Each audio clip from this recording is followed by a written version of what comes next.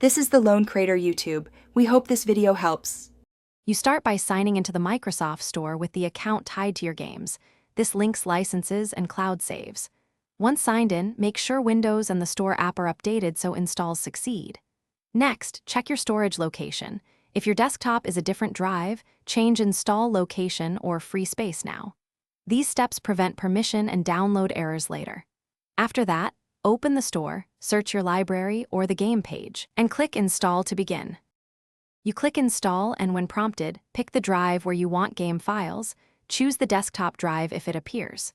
Once installed, go to Settings Apps, find the game, and use Move to shift it to the desktop drive. This places binaries closer to where you want them. If Move is grayed out, use Storage Settings to change default save locations, then reinstall to force placement. Make sure permissions are allowed so the store can write to that folder. You finish by creating a desktop shortcut. Open File Explorer, navigate to the Windows Apps folder. You may need to take ownership, find the games. EXE, right-click and send to desktop. Once there, test run it. If it needs elevated rights, run as administrator or adjust folder permissions so the game can write saves. If the store shows errors, reset the store app in settings or uninstall and reinstall the game. That single troubleshooting tip.